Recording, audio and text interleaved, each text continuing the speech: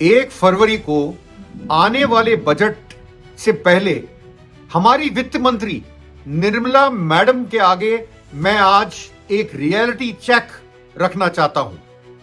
क्या देश की वित्त मंत्री Nirmala madam, obviously Nirmala madam को पता है कि देश का मिडिल क्लास कर्ज के बोझ तले दबा है? क्या उनको पता है?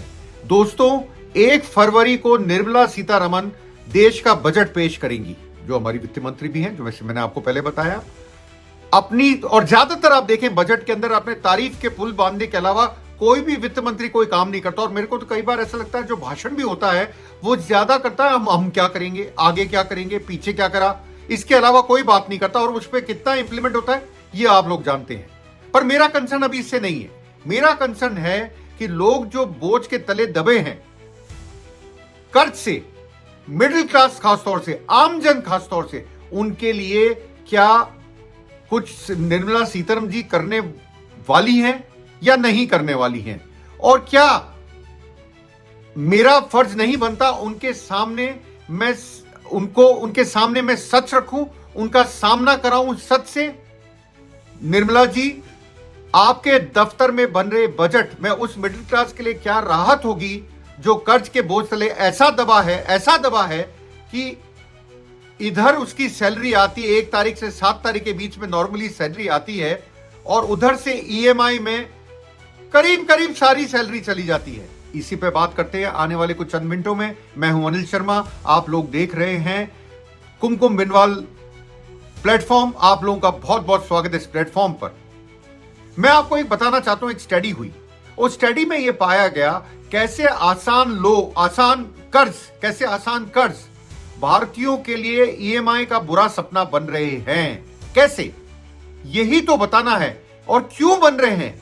ईएमआई मतलब इक्वेटेड मंथली इंस्टॉलमेंट, या बोलूं मासिक किश्त, उसके बारे में बात करना चाहता हूं। और उसकी वजह से जो जरूरी चीजें हैं उनमें कटौती कैसे कर रहा है आमजन, खासतौर से मिडिल क्लास की बात करूंगा, क्योंकि मैं भी आता हूं, आप लोग भी आते हैं उसी क्लास से।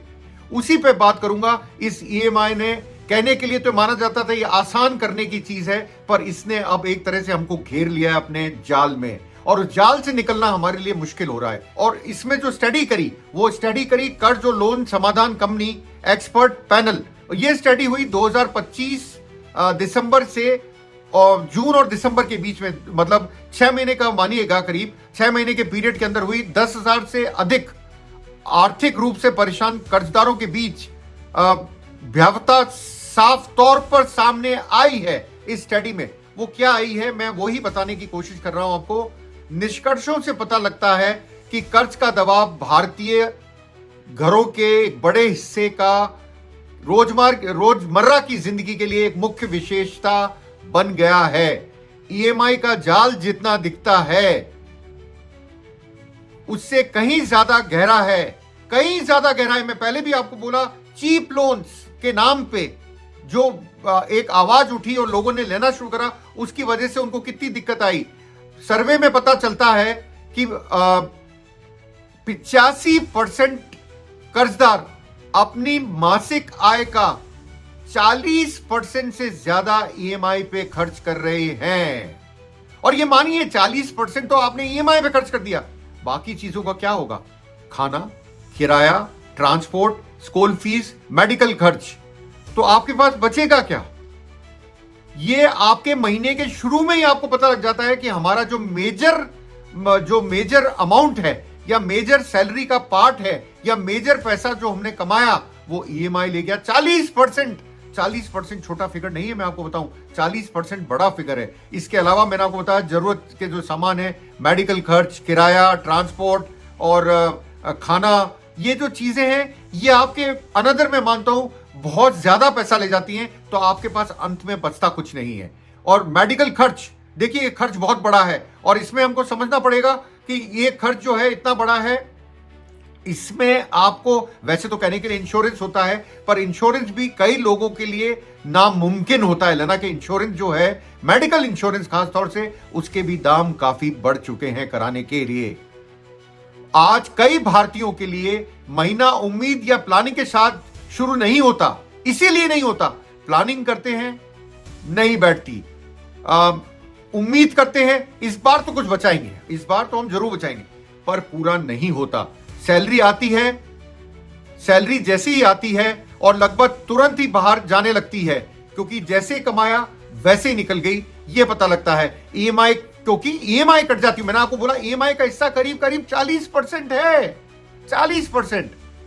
क्रेडिट कार्ड बिल, क्योंकि लोगों को बड़ा आसान लगता है क्रेडिट कार्ड से पेमेंट करना, क्रेडिट कार्ड बिल जो है वो बकाया होता है। अब क्रेडिट कार्ड पे आप देखिए इंटरेस्ट रेट बड़ी हाई होती है, अगर आप डिफॉल्ट कर दे तो बड़ी हाई होती है। साथ में आपका सिबिल का स्कोर भी बिगड़ता है, जिससे आपको आने वाले टाइम में लोन मिलना भी मुश्किल हो जाता है। ये भी समझिए आपको। और सबसे बड़ी बात और बुरी बात मैं बोलूंगा, लोन ऐप के रिमाइंडर फोन पर फ्लैश करने लगते हैं या रिकवरी एजेंट आपके घर पे धमक जाता है। तो आप इनसे कैसे बचें? आखिर में आपका इतना पैसा निकल गया तो आप कैसे होता है? अब ये चीजें हुई क्यों, इसमें थोड़ा देखें। बाय नाउ पे लेटर, अब ये जो चीज है, आज खरीदिए पैसा बाद में दीजिए, आदमी इसके जाल में फंस जाता है। बाय नाउ पे लेटर, मैं माफी चाहूंगा, बाय नाउ पे लेटर मतलब आज खरीदिए बाद में पैसा दीजिए। इंस्टेंट लोन ऐप, ये आपको मोबाइल्स पे, चाहे वो एप्पल हो चाहे वो एंड्रॉइड फोन हो, सब पे आपको ऐप मिलेंगे जिसमें आपको जो है इंस्टेंट लोन, और सबसे बड़ी बात अनसिक्योर्ड पर्सनल लोन सबसे तेजी से बढ़ रहे हैं। ये आप मान के चलिए रिकवरी के जो तरीके हैं वो बहुत कम है। और सबसे बड़ी कमजोरी क्या है, जो कर्जदार होते हैं उनको अपने बारे में, मैंने आपको अभी बोला, कोर्ट कहता है इतना आसान नहीं है गाड़ी को उठाना, सड़क पर से उठा लेते हैं, ये होता है, पर रिकवरी के तरीके असमान रूप से रेगुलेटेड हैं और कर्जदारों को अपने अधिकारों के बारे में सीमित जानकारी है। इसका नतीजा क्या है? ऐसा सिस्टम है जहां क्रेडिट तक पहुंच सुरक्षा उपायों की तुलना में तेजी से बढ़ती है, जिससे कमजोर लोग या कमजोर परिवार लगातार परेशानी में फंस जाते हैं। अब सबसे बड़ी बात यह कि सरकार करे तो करे क्या इसमें? वैसे मैं बोलूं तो ज्यादा ऑप्शन नहीं है, पर सरकार को कुछ इस बजट में मैं मानता हूं तत्काल प्रभाव से कुछ हस्तक्षेप करने चाहिए, जैसे औपचारिक कर्ज राहत और निपटना, रेगुलेशन और लाइसेंसिंग, उच्च जोखिम वाले डिजिटल लोनों के लिए ब्याज दरों पर सीमा। यही तो बोल रहा हूं कि ब्याज दर बहुत महंगे हैं, ब्याज दर बहुत महंगे, आपको बताऊं अथाह महंगे हैं। अगर आप फॉरेन कंट्री से कंपेयर करें और इंडिया को कंपेयर करें तो ब्याज दरों में बहुत अंतर है। आज की तारीख में भी अंतर है, जब रेपो रेट करती है या आरबीआई कहती है हम रेट को कम कर रहे हैं, रेपो रेट का मतलब आरबीआई जब कहती है सारी बैंक रेट कम करें, उसके बावजूद हमारे यहाँ के जो ब्याज दर है वो बहुत ज्यादा है। और सबसे बड़ी बात, ऐप आधारित कर्जदाताओं पर कड़ी निगरानी, ये बहुत जरूरी है और सरकार को हस्तक्षेप करना चाहिए इसके ऊपर। और स्कूलों और कार्यस्थलों में लगातार वित्तीय साक्षरता कार्यक्रम शामिल हों।